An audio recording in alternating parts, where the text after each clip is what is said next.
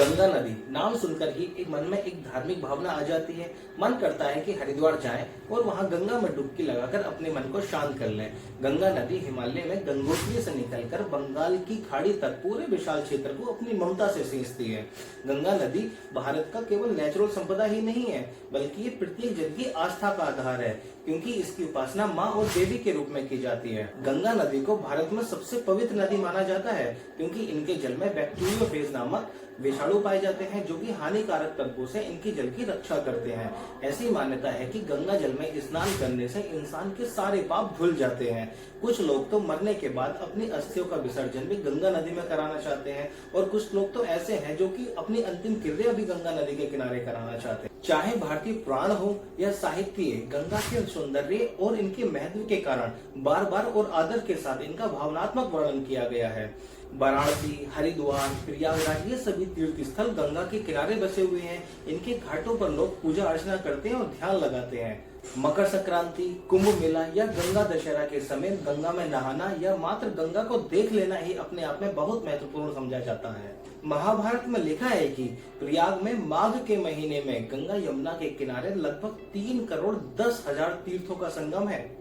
गंगा माँ धरती पर कैसी आई, इसके बारे में अनेक रोचक कहानियां हैं। उनमें से एक कहानी ये भी है कि एक बार राजा सगर ने दैवीय शक्तियों के माध्यम से 60,000 पुत्रों की प्राप्ति की और देवलोक को जीतने के लिए एक अश्वमेध यज्ञ का आयोजन किया। इस यज्ञ में एक घोड़ा छोड़ा जाता है। जो भी इस घोड़े को पकड़ लेता है उसे राजा के साथ युद्ध करना पड़ता है। अब अपने इंद्रदेव तो है ही ईर्ष्यालु, क्योंकि मामला देवलोक का जो बन पड़ा था, तो उन्होंने इस घोड़े को चुरा लिया। चुरा कर लेके पाताल लोक और कपिल ऋषि मुनि के आश्रम में इसको बांध दिया। अब राजा के पुत्र जब इस घोड़े को ढूंढते हुए कपिल ऋषि मुनि के आश्रम में पहुंचे, तब उन्होंने ये देखा कि ये घोड़ा ऋषि मुनि ने ही चुराया है, तभी इनके आश्रम में बंधा हुआ है। तो उन्होंने कपिल ऋषि मुनि का बहुत ज्यादा अपमान किया था। कपिल ऋषि मुनि जब हजारों वर्षों बाद अपनी तपस्या में से उठे, तो क्रोध में आकर उन्होंने राजा सगर के 60,000 पुत्रों को जलाकर भस्म कर दिया।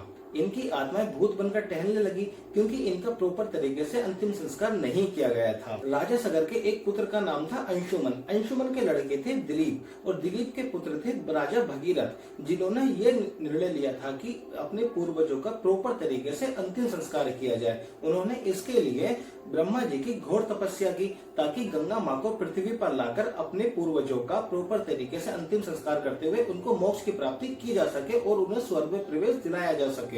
ब्रह्मा जी ने राजा भगीरथ की तपस्या से प्रसन्न होकर गंगा माँ को आदेश दिया कि आप पृथ्वी पर जाएं और उसके बाद पाताल लोक में जाएं। इस पर गंगा माँ ने कहा कि हे प्रभु, अगर मैं इतनी ऊंचाई से पृथ्वी पर जाऊंगी तो क्या पृथ्वी मेरा वेग सहन कर पाएगी? तब भगीरथ ने शिव जी से प्रार्थना की और उन्होंने गंगा के वेग को अपनी जटाओं में रोककर एक लट खोल दी।